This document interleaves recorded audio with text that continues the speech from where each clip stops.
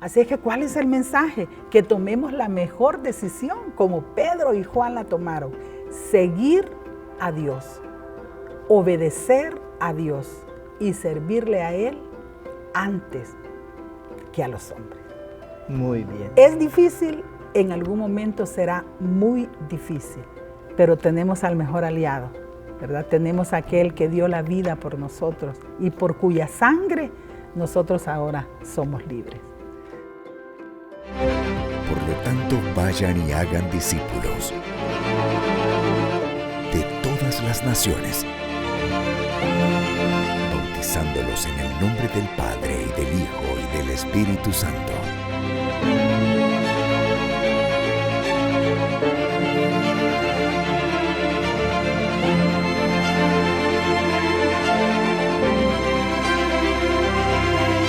Enseñándoles a obedecer todo lo que les he mandado a ustedes.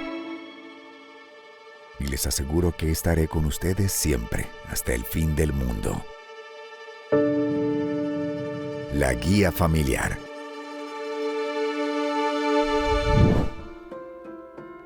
Las células son un espacio seguro donde podemos compartir nuestros testimonios de vida. Algunos de estos testimonios son sobre las valientes decisiones de obedecer a Dios en contra de todo, de lo que diga la gente e incluso a veces de lo que digan las autoridades cuando están en contra de la palabra de Dios. Este es el caso del estudio de esta semana. Recordaremos cuando Pedro y Juan alzaron su voz y dijeron que era mejor obedecer a Dios mucho antes que a los hombres, aún sabiendo las consecuencias que esto traía. Le invitamos a que prepare su corazón, lápiz y papel y que aprendamos juntos en la Guía Familiar. Bienvenidos. Qué gusto es nuevamente estar aquí en la Guía Familiar y compartir con ustedes una lección más. Ahora nos acompaña nuestra hermana Sonia de Montano. Hermana, ¿qué tal? ¿Cómo está? Muy bien, hermano Isaías, un gusto, gracias por la invitación. Aquí estamos de nuevo para compartir con el liderazgo de nuestras células, de nuestros sectores, zonas y distritos, la Guía Familiar. Estamos con un nuevo tema, hermana, y llegamos a la segunda semana de diciembre con esta lección. ¿Cuál es la lección de ahora y qué lectura tenemos? Bueno, la decisión de Pedro es una continuidad de todos los temas que hemos venido desarrollando que tienen relación con las decisiones que hombres tomaron a lo largo de su historia en contextos digamos, diferentes, específicos, y hoy tenemos justamente el tema, la decisión de Pedro y Juan, cuya cita bíblica la encontramos en el libro de los Hechos, en el capítulo 4, versículo 13 al 22. Entonces, viendo el denuedo de Pedro y de Juan, y sabiendo que eran hombres sin letras y del vulgo, se maravillaban, y les reconocían que habían estado con Jesús. Y viendo al hombre que había sido sanado, que estaba en pie con ellos, no podían decir nada en contra. Entonces les ordenaron que saliesen del concilio, y conferenciaban entre sí, diciendo, ¿qué haremos con estos hombres? Porque de cierto, señal manifiesta ha sido hecha por ellos, notoria a todos los que moran en Jerusalén, y no lo podemos negar.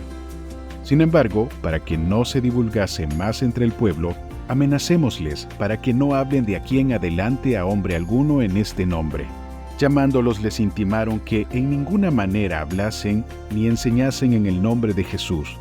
Mas Pedro y Juan respondieron diciéndoles, juzgad si es justo delante de Dios obedecer a vosotros antes que a Dios.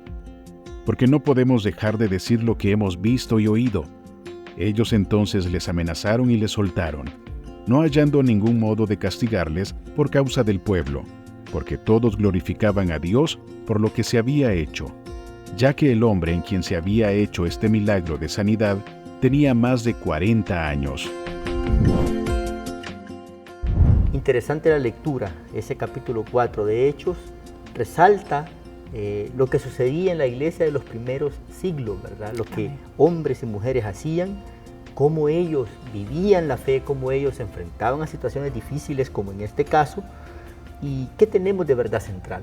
Bueno, la verdad central, hermano Isaías, prácticamente es un desafío para el liderazgo y para la iglesia, y es que es necesario obedecer a Dios antes que a los hombres.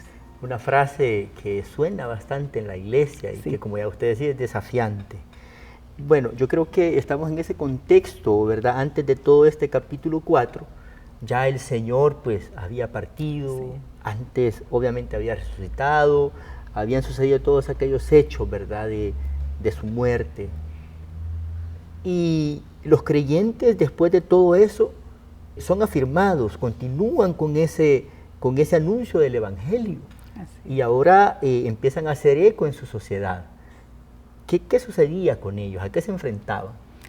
Bueno, lo que sucede es que la muerte del Señor Jesús fue una victoria momentánea, sí, para los religiosos de aquella época.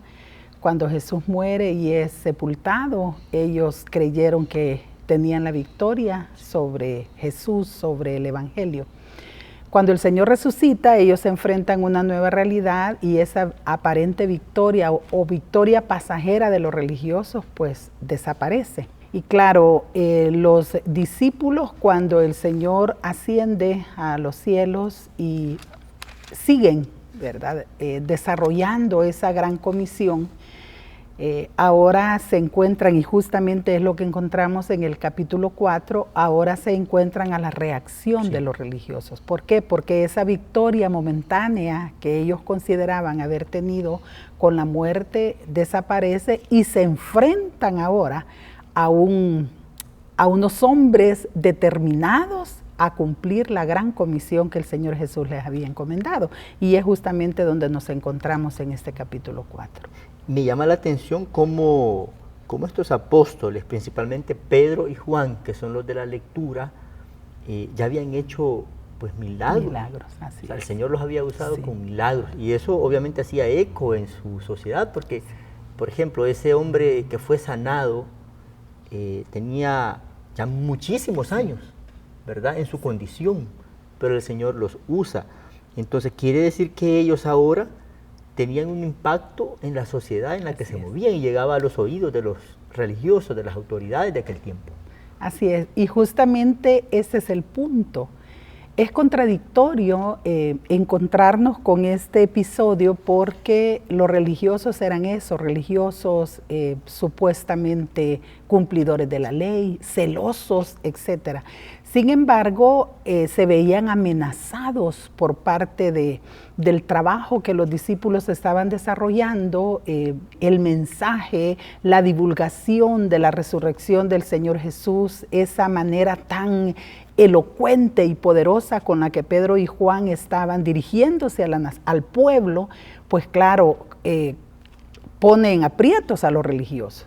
Y ante justamente lo que usted decía, el milagro que a través del poder del Señor Jesús realiza Pedro y Juan sanando al paralítico, que como dice la palabra, llevaba 40 años o más de estar en esa condición. Y digo es contradictorio porque los religiosos no ven la obra, el milagro, el cambio de la condición física de un hombre que estaba sufriendo, que estaba allí en esa condición durante tantos años, sino que ellos ven la otra parte, el interés de ellos y ven una amenaza en el mensaje de Pedro y de Juan, porque claro, ese acto de ese milagro que habían realizado, repito, a través del poder sanador del Señor Jesús, pues los ponían aprietos a ellos, porque por un lado estaban proclamando una victoria por la muerte y por la ascensión y dijeron, bueno, murió, resucitó, pero se fue. Sí. Y ellos creyeron que todo había terminado. Pero la labor que Pedro y Juan estaban hoy iniciando a meses de la ascensión del Señor Jesús, pues ahora pone en una situación diferente y muy compleja a los religiosos, que como muchos que ejercen el poder, lo que hacen es echar mano de la intimidación, ¿verdad? De poner, digamos, amenazas en la vida de aquellos que están haciendo lo que les afecta en sus intereses. Y es lo que encontramos acá en este pasaje.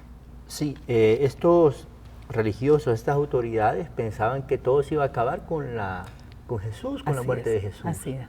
Pero no, el Señor resucitó y los apóstoles, eso le da mucha fuerza a ellos, mucha seguridad, ya mucha determinación para anunciar el mensaje. Sí. El punto 1 habla de esa preocupación de los religiosos. ¿Cuál fue la reacción de ellos ante esa determinación que tenían estos apóstoles? Bueno, se mostraron preocupados. porque la gente oía a Pedro y a Juan.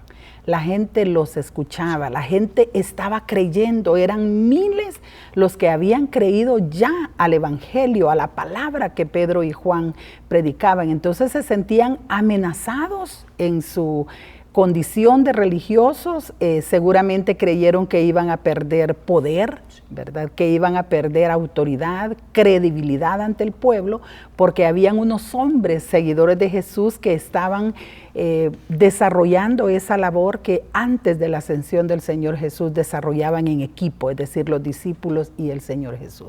Entonces, ante esa amenaza evidente que representaba Pedro y Juan para los religiosos, entonces, claro, optan por amenazarlos, y es justamente lo que encontramos en el versículo 17, cuando ellos dicen, para que no se divulgue más entre el pueblo, amenacémoslos. Es decir, sí, fue esa herramienta que ellos utilizaron, la amenaza, para intentar callar a Pedro y a Juan y que no continuaran pregonando el Evangelio de nuestro Señor Jesucristo. Sí, como usted decía, es como una herramienta predilecta, ¿verdad?, de las personas que quieren imponerse sobre los demás. Así es. Pero qué interesante esa determinación que tenían los discípulos. Y bueno, ellos también por su parte, pero de una forma negativa, estaban como determinados, digamos, en ese momento, como a querer frenar ese anuncio del Evangelio, del nombre de Jesús en ese momento. ¿Cómo debe actuar uno ante situaciones así? Bueno, justamente usted ha dicho la palabra, debemos de actuar con determinación. El mensaje que Pedro y Juan divulgaban en aquel momento era anunciar la resurrección, la victoria del Señor Jesús sobre la muerte. Entonces, divulgar ese evangelio, divulgar esa palabra y esa victoria de Jesús sobre la muerte, repito, ponía en aprietos a los religiosos. Pero los discípulos también sabían que habían recibido por parte del Señor Jesús, cuando estaba con ellos en sus últimos momentos, una gran comisión. Entonces, ellos debían de cumplir esa gran comisión. Ellos debían de anunciar que el Señor Jesús estaba vivo, ¿verdad? Y que ellos debían de continuar pregonando ese mensaje. ¿Sabían los discípulos que iban a enfrentar dificultades, que iban a enfrentar oposición? Seguramente sí lo sabían. A lo mejor no lo dimensionaban en el momento en que ellos tomaron esa decisión de continuar pregonando el Evangelio. Pero igual que en aquel tiempo con los discípulos, hoy los cristianos, los evangélicos, la iglesia del Señor, el liderazgo celular, debemos de actuar y debemos de hacer la obra con determinación, ¿verdad? A pesar de las dificultades como la enfrentó Pedro y Juan, a pesar del temor que fue infundido en ellos, actuaron con determinación, con valentía, aferrados a las promesas del Señor cuando Él les dijo, en el mundo van a tener aflicción, ¿verdad? Yo me imaginaba cómo se habrá sentido Pedro y Juan en ese momento que fueron amenazados, en ese momento que fueron incluso apresados en la noche anterior. Y no encontraron en ellos delito alguno, ¿verdad? Porque no había delito más que el milagro obrado en aquel hombre. ¿Cómo se sintieron? Afligidos, angustiados. Físicamente el Señor Jesús no estaba con ellos, pero sí tenían promesas y ellos recordaban esas promesas, pero más allá de eso tenían ya la investidura del Espíritu Santo. Entonces, igual que Pedro y Juan actuaron con determinación para pregonar la resurrección y el Evangelio de nuestro Señor Jesucristo, de igual manera creo que hoy en día el liderazgo, el cristiano, la iglesia del Señor, debemos de actuar con determinación, aunque a lo mejor, hermano Isaías, no estemos viviendo el momento que ellos vivieron de ser amenazados, encarcelados, pero muy probablemente enfrentemos otras dificultades en la familia, en la comunidad, en el trabajo, en los matrimonios mismos, hermanos, y debemos de enfrentarlos y continuar desarrollando esta gran comisión a la que hemos sido llamados. Sí, porque el cristiano, quiérase o no, usted misma citaba a Jesús, que tendríamos aflicciones, sufriríamos pues por causa del Evangelio. Siempre va a haber alguna forma de amenaza, digamos, o de aflicciones que vamos a tener. Si no es de esa manera como lo estaban viviendo los apóstoles en este capítulo 4, de otra forma, de formas hasta más sutiles, Así que pueden es. ser incluso hasta más peligrosas, porque no son tan obvias, digámoslo así. Pero allí es donde venimos a hablar de esa determinación, y ante eso nosotros tenemos que decidir qué hacer, Es correcto. ¿verdad? Entonces, ¿qué tenemos en el punto 2? Bueno, aquí viene quizá, creo yo, no quizá, sino que viene como el punto central de este estudio, y es la decisión de Pedro y Juan. En la vida, hermano Isaías, siempre hay que tomar decisiones, ¿verdad? La vida del ser humano, del niño, incluso del joven, del adulto, está marcada por decisión. Y creo que hay diferentes formas de enfrentar una situación. Algunas personas evaden, ¿verdad? Como decimos en buen salvadoreño, nos hacemos los desentendidos. Los de los panes. Lo de los panes, los locos, dicen otros. Porque es así, muchos deciden evadir, otros deciden enfrentar la situación, ¿verdad? Y eso fue lo que hizo Pedro y Juan. Enfrentaron con determinación aquella situación y tomaron una decisión. Y claro, tenían el auxilio, tenían el amparo de Dios, tenían las promesas de parte de ellos, tenían la llenura del Espíritu Santo, habían vivido la experiencia de la resurrección y estaban entonces decididos a continuar desarrollando esa labor de pregonar el Evangelio. Entonces, ese compromiso que ellos tenían entonces los llevó a tomar la mejor decisión. ¿Y cuál fue? Seguir a Dios antes que a los hombres. Decía antes, ¿fue fácil hacerlo? ¿Fue fácil para Pedro y Juan enfrentar el poder de los religiosos? No, no fue fácil, porque todo lo bueno, dicen por ahí, cuesta, ¿verdad? Y eso fue lo que pasó con Pedro y Juan. Entonces, la decisión de ellos, hermano Isaías, fue seguir a Dios. Sí, ahora, yo creo que también se me viene a la mente, perdón que le interrumpa, se me viene a la mente el hecho de que todos los discípulos, los que habían estado con Jesús, vieron lo que le pasó a Jesús. Así es. Bueno, ahí tenemos el mismo Pedro, ¿verdad?, que negó al Señor, sí, pero ahora venía con esta gran determinación, Así es. como usted dice, a tomar una decisión que él mismo sabía qué costo podía tener todo eso. Excelente reflexión, hermano Isaías. Justamente cuando yo leía, pensaba en eso, y siempre lo he pensado y siempre he admirado y me motiva esta actitud de Pedro. Pasó a ser el hombre lleno de temor, lleno de miedo, el hombre que negó a su maestro, a ser el hombre que con valor, con mucha valentía, se paró frente a la multitud y pudo tener esa experiencia de ver cómo miles y miles de vidas creían al Evangelio del Señor. Entonces, vivir ahora esta nueva etapa en la vida de Pedro como al ser humano, vamos superando etapas, vamos superando dificultades, y qué bueno es que como Pedro, habiendo superado esa etapa de temor, de negación al Señor Jesús, ahora estaba viviendo con una actitud de mucha valentía este reto, este desafío de compartir la palabra del Señor. Y lo que encontramos aquí es justamente eso. En el versículo 19 dice, mas Pedro y Juan respondieron diciéndoles, juzgad si es justo delante de Dios obedecer a vosotros antes que a Dios. Qué tremendo. Entonces, se vieron confrontados también los religiosos. O sea, en pocas palabras, ahora díganos. Yo me imagino a Pedro y a Juan viendo el rostro de aquellos hombres llenos de miedo, llenos de temor por lo que estaba sucediendo, claro, por el poder de Jesús. Pero Pedro y Juan les dicen, vaya, díganos, respóndanos, ¿qué es mejor? ¿Obedecerles a ustedes o obedecer a Dios?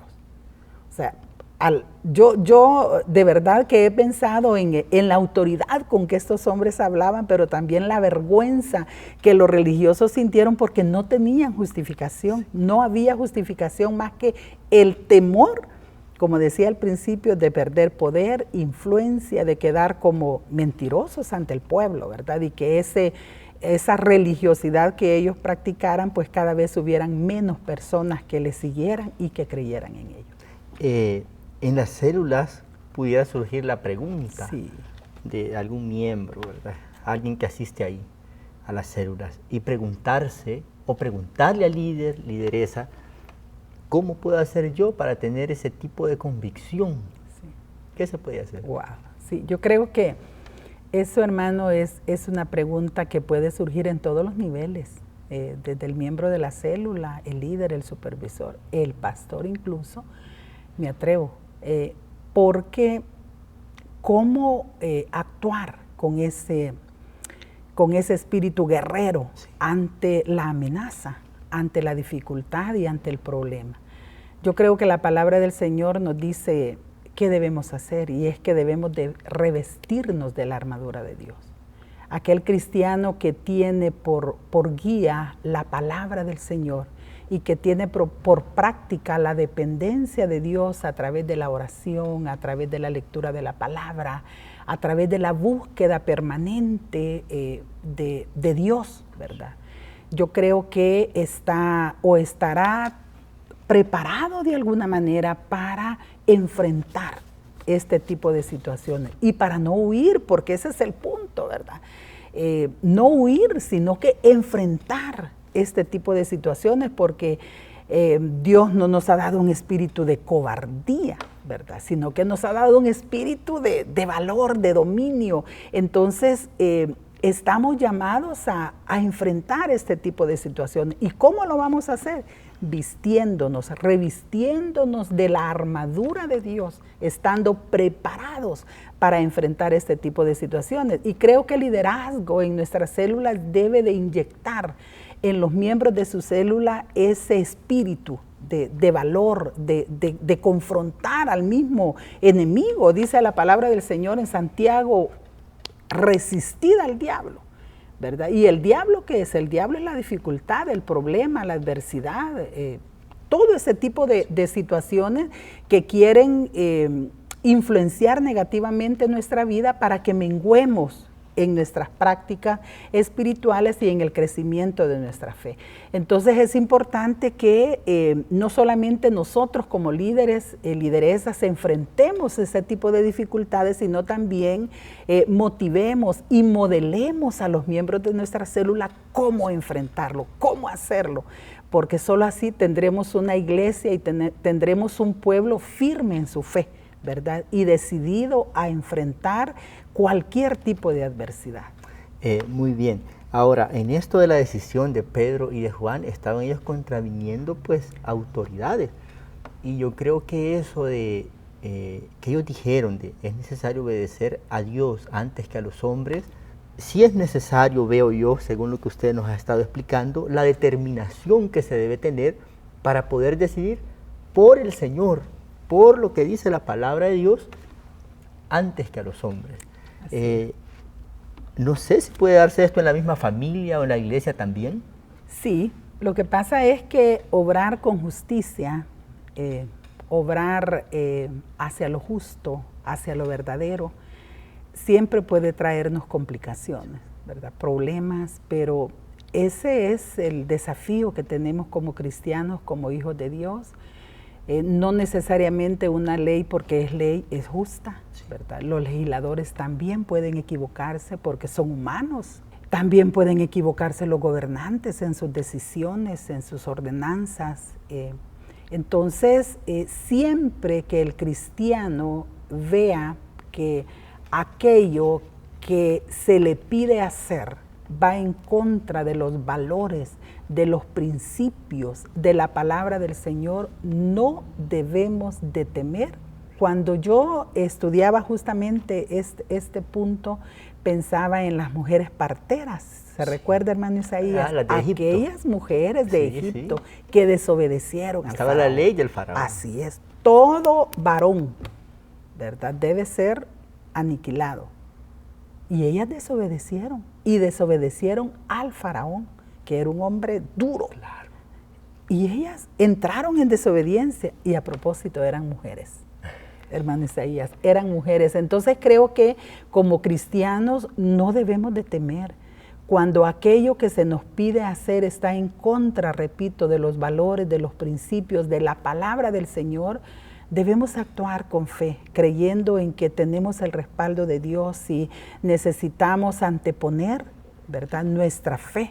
Primero nuestra fe, primero seguir a Dios antes que a los hombres, primero obedecer la palabra antes que a los hombres. Creo que aunque el temor nos invada, debemos de armarnos de ese valor que solamente nos da el Espíritu Santo, el conocimiento de la palabra del Señor para poder actuar con valentía. Yo creo que en este estudio los términos valentía, determinación deben de ser claves para que podamos encontrar el verdadero sentido de la verdad central. Es necesario obedecer a Dios antes que a los hombres. Y para eso, amados líderes y supervisores, supervisoras, lideresas, para hacer eso necesitamos tener la llenura del Espíritu Santo y estar revestidos de ese poder de lo alto.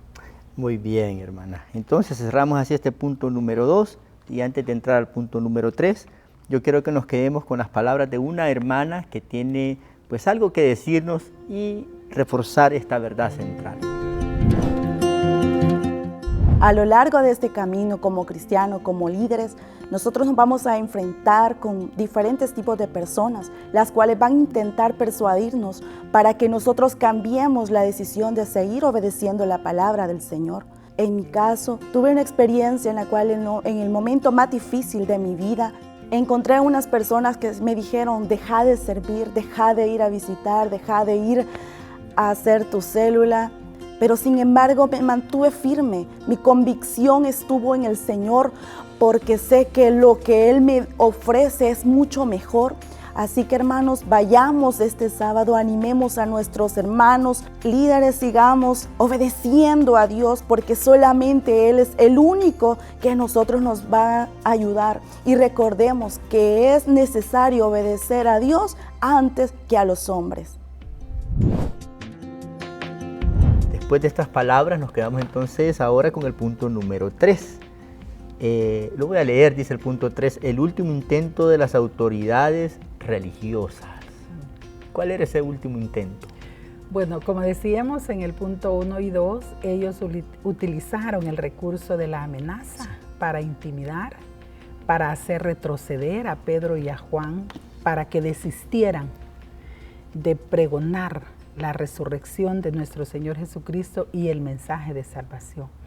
Entonces dice en el versículo 21 y 22 que les amenazaron, pero les soltaron. Aquí es una cuestión bien interesante, hermano Isaías, porque les amenazaron en el sentido de decirles, los vamos a dejar libres, pero no vuelvan a hablar de la resurrección. No vuelvan a decir que Jesús está vivo. No vuelvan a decir nada que nos ponga en evidencia de nuestra mentira, de nuestra falsedad. Entonces, por eso dice que fue el último intento de las autoridades religiosas. Pero al final esta parte me encanta porque dice, los amenazaron y les soltaron. ¿Por qué? Porque no encontraron en ellos ningún daño, ningún mal. Si lo único que hacían era compartir esa palabra y compartir ese evangelio. Entonces creo que podemos aplicarlo al trabajo de la vida del líder, de la lideresa, porque cotidianamente estamos siendo amenazados por la sociedad, por los antivalores. Permanentemente estamos escuchando, por ejemplo, frases como solo sos iglesia, solo sos servicio, ponele pausa, corred demasiado haciendo la obra, tómate un descanso, cuida tu salud. O sea, hay tantos elementos, es decir, que no nos amenazan probablemente en nuestra integridad física como estaba pasando con Pedro y Juan, pero amenazan esa pasión con la que estamos haciendo la obra del Señor. Entonces, me encanta esta parte porque los amenazaron, pero los dejaron libres. Yo creo que en eso estas autoridades también tenían como cierto temor, voy a decir así, porque mucha gente se había dado cuenta de ese milagro. Así es. Entonces ellos decían, vamos a perder popularidad, vamos a hacer esto, como suele jugar mucha gente en el poder, ¿verdad? Con la popularidad, con eso, ¿verdad? Creo que había algo de eso allí. Sí, claro, por supuesto, porque habían como dos posiciones. la posición de los religiosos, que era evidente que lo que ellos, digamos, querían detener era el mensaje de salvación, y por supuesto querían continuar manteniendo su estatus, ¿verdad? Su influencia, su poder sobre la gente, sobre la población.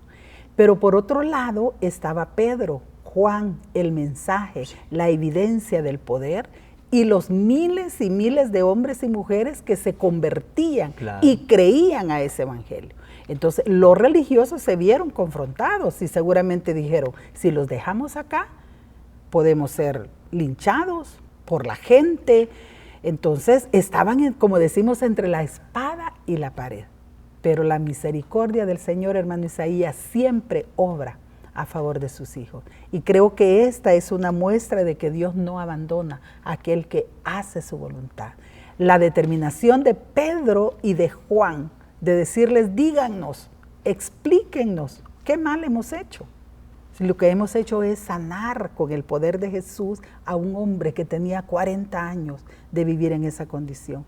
Lo que estamos diciendo que Jesús resucitó y que ahora está sentado a la diestra del Dios Todopoderoso no es una mentira. Muchos lo vieron cuando ascendió a los cielos. Entonces, ¿dónde está la mentira? ¿Dónde está el problema? ¿De qué nos acusan? Y dice, pues no encontraron nada, pero sí los amenazaron. Y es lo que dice la última parte, que por causa del pueblo, porque todos glorificaban a Dios por lo que se había hecho. O sea, por causa del pueblo, de alguna manera, tuvieron temor. Lo que me llama la atención también es que los apóstoles, pues ellos siguieron predicando el nombre del Señor. Y ahí vemos cómo la iglesia, a través del libro de los Hechos, para toda la evidencia que tenemos de la iglesia, cómo siguió avanzando la iglesia. Sí, yo creo que este hecho, hermano Isaías, fue determinante, ¿verdad? Porque fueron casi que las primeras amenazas que recibieron los discípulos. Y creo que fue determinante porque Pedro y Juan sentaron un precedente. Sí. No puedo imaginarme qué hubiese sucedido si ambos se hubieran vuelto cobardes, si el miedo los hubiera vencido y hubieran dicho, wow, sí, entonces no es por aquí, ¿verdad? Como a veces pasa, mejor nos callamos, mejor agarramos otro camino, sigamos creyendo. Así como a veces decimos, ¿verdad? No, voy a entregar la célula, pero voy a seguirme congregando. O sea, pero no, el que tiene el llamado del Señor no puede resistirse y no puede quedarse pasivo. Y eso fue lo que sucedió con Pedro y Juan. Este hecho sentó un precedente y creo que inyectó valor al pueblo, a los que habían creído y a los mismos discípulos, porque aquí no habla del resto de discípulos, pero obviamente también el resto de discípulos estaba viendo cómo Pedro y Juan estaban siendo confrontados, amenazados, atribulados en ese momento de mucha dificultad. Sin embargo, gracias a la misericordia del Señor, fueron puestos en libertad y de alguna manera o indirectamente les dieron vía libre, ¿verdad? Para que continuaran pregonando el Evangelio. Muy bien. Entonces, terminando este punto número 3, vamos ya casi al cierre. A modo de aplicación, ¿qué podemos decir? Bueno, que seguir el ejemplo de Pedro y Juan es fundamental en el trabajo del sistema celular. Como decía hace unos minutos, siempre vamos a enfrentar dificultades, siempre vamos a enfrentar problemas, siempre van a haber personas que quieran desanimarnos, que nos quieran poner mensajes negativos o que nos digan, ¿por qué tú lo haces con tanta pasión? ¿Verdad? Yo he escuchado incluso personas que dicen, mira, ni el pastor lo hace. O sea, ni el pastor, o sea, queriendo decir, ¿y tú por qué lo haces si eres un líder o eres un servidor, verdad? No eres una autoridad.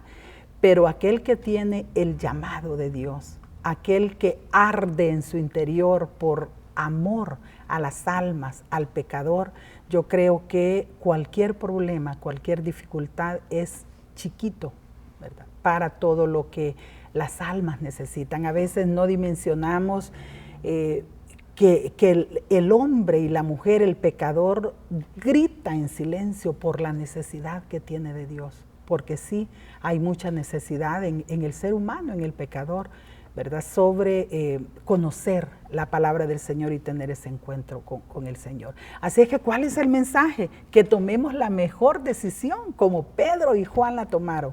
Seguir a Dios, obedecer a Dios y servirle a Él antes que a los hombres.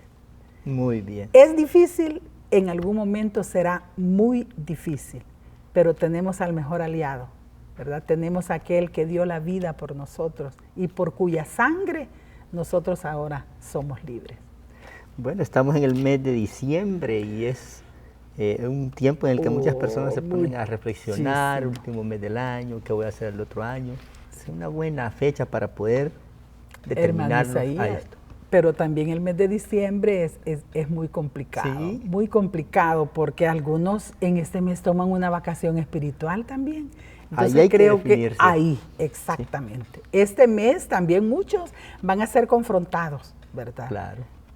Las fiestas navideñas, los trabajos, las despedidas de año, la influencia de los amigos, a que celebremos, a que hagamos una pausa. Los mismos jefes pueden influenciar ahí también. Hermano. Ahí es donde hay que decir, obedezco a Dios. Así es, antes que a los hombres. Bueno, gracias hermana, de verdad, un estudio muy interesante, del que todos podemos aprender, del que todos podemos tomar ejemplo, de Pedro, de Juan, de su determinación. Y no dudo que este estudio va a ser de bendición en cada una de las células. Amén.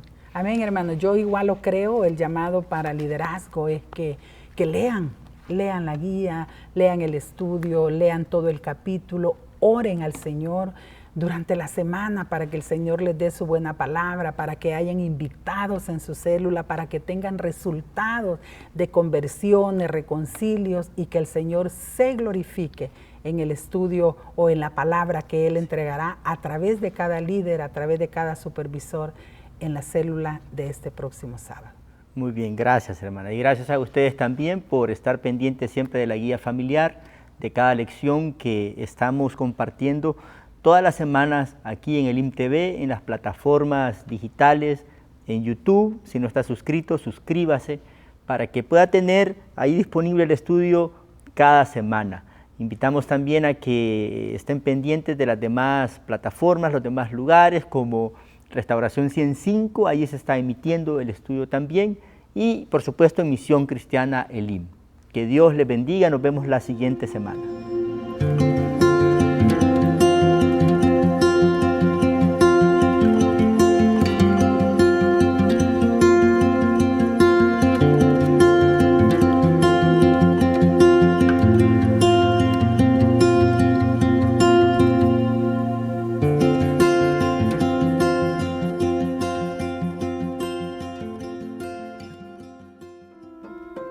Gracias por ser parte de la evangelización a través de las células de Misión Cristiana Elim. Su compromiso y aportes son de ayuda para seguir llevando la noticia. Hay salvación en Jesús.